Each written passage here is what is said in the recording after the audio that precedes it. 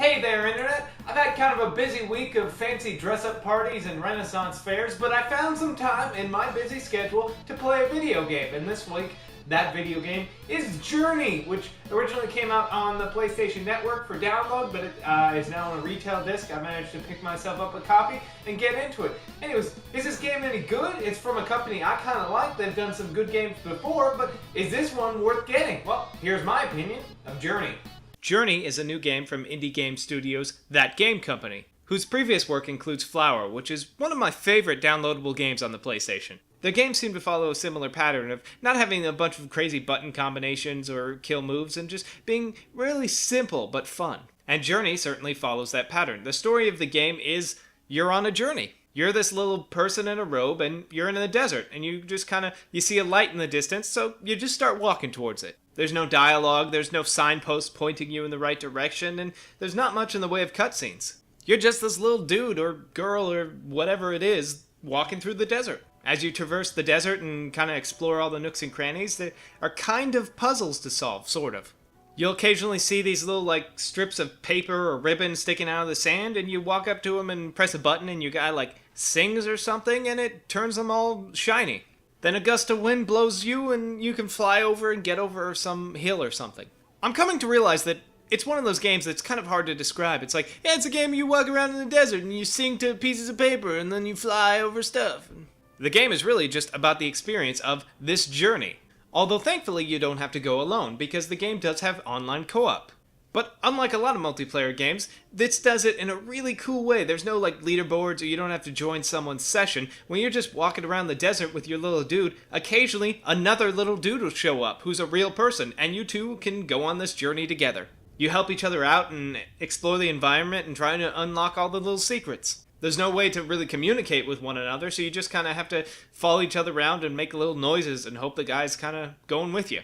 And much like the rest of the game, while the co-op seems simple, the implementation is what's really interesting about it. I know personally I felt a connection with the person I was running around with because we were doing all this stuff together. So when we were halfway through the game and he just kind of sat down and stopped moving, I was like, oh god, get up! Get up! There's an ongoing debate in the gamer community about whether or not video games can truly be considered art, and if so, which ones? And I tend to ignore most of that debate because it seems to be held by very pretentious assholes. Oh, yes, video games, But playing games like Journey and Flower are unlike a lot of video game experiences. And while I'm not really smart enough to understand art or stand in front of a painting and really get something from it, this game sort of hits me in a way that makes me uncomfortable.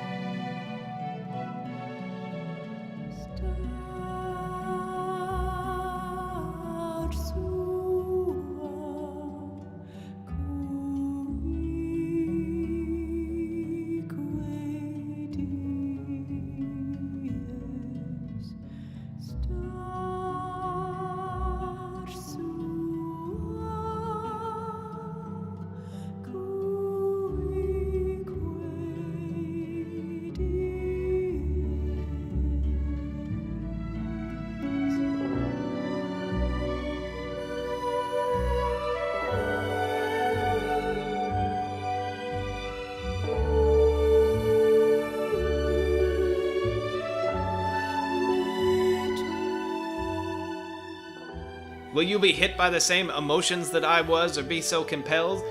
I don't know, it's art, whatever. It hurts my brain to think about it, so I'm gonna go back to playing Counter-Strike. I never really get into our video games art debate, but if you can consider that some video games are art, then this was probably one of them, because this is really good. At least in terms of storytelling and all that stuff, it's really fun. I enjoyed the crap out of it. The whole experience is really good. There's no dialogue, and the way they tell the story, the whole co-op angle of working together with some random stranger, I loved it. It's an amazing game and definitely worth picking up if you have a PlayStation. I read on the internet that if you like this video and leave a comment, Scarlett Johansson and Christina Hendricks will have a three-way with you. Warning, there's no correlation between liking and commenting and having sex with two famous actresses. Just Cool Enough is not responsible for any sexually transmitted diseases and or restraining orders you gain in the process.